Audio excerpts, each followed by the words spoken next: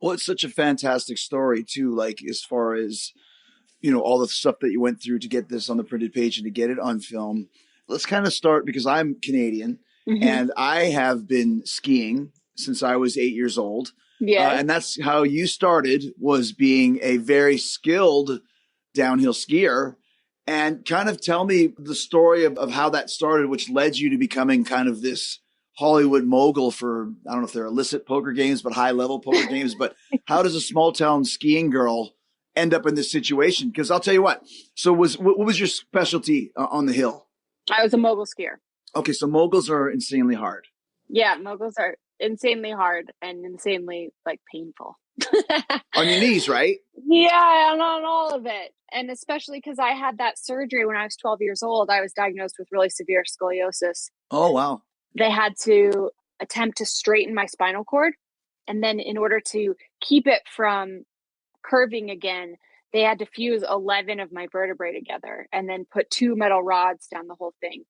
Like any reasonable human being, the doctors were like, you should, mogul skiing is over for you, you know? Mm. And my parents agreed with that. But I was I was so in love with it. I knew I had to try to get back on the mountain and in a competitive setting. And so that taught me a lot about the world. That taught me a lot about myself and what we can do when we kind of like take that center of gravity within and stop listening to what everyone else thinks they know about you and what you're capable of, and really just kind of dig deep into like what your own answer is. And so I had really low expectations for where it would go, but I worked really hard, and then I made the US ski team and skied for the US development team and became ranked third overall in North America.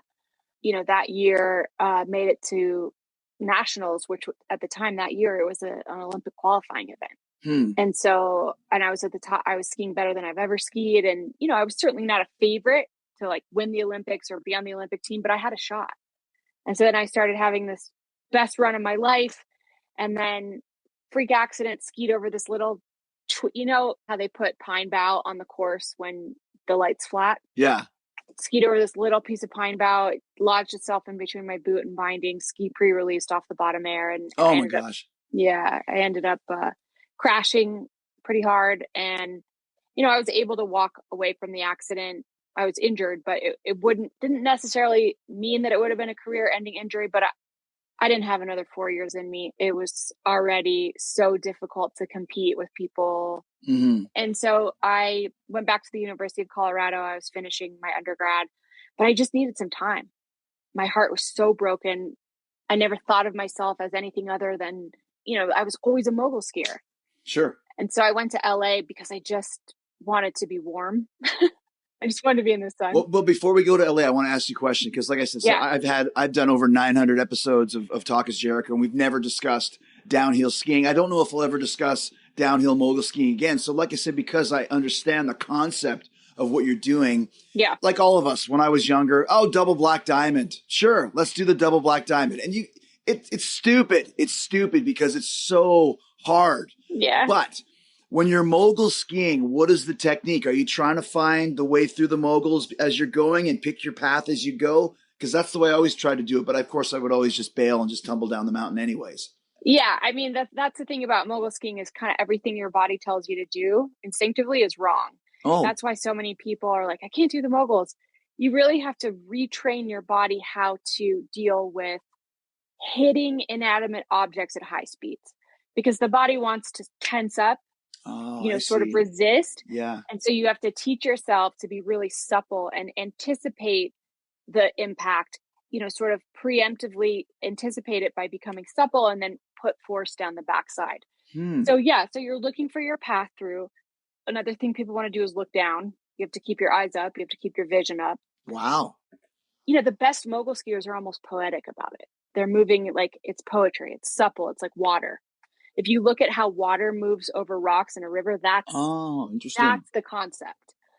Yeah, you pick your path and you try to be supple and you try to be rhythmic and you try to be fast. And then there's two airs, two jumps, and they're doing crazy stuff now, like Oh, crazy inverts and then landing in the bumps and stuff. And, back then inverts were just starting to be a thing. So I didn't go inverted, but you're jumping, you're getting a lot of air and then having to land and then negotiate impact again at an even higher speed. So it's a crazy sport, and it's a really crazy sport to do if your entire thoracic spine is immovable.